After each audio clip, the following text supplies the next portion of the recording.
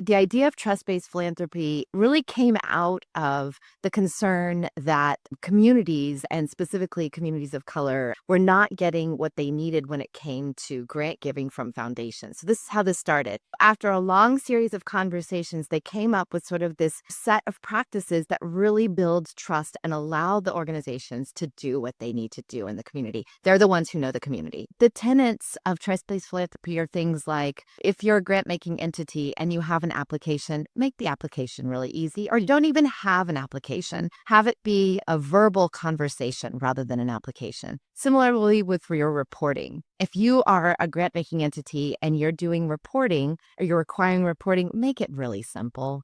And then the other piece was the unrestricted funds. Lots of times what was happening and still happens is that a foundation will say, or a corporation will say, we will fund X.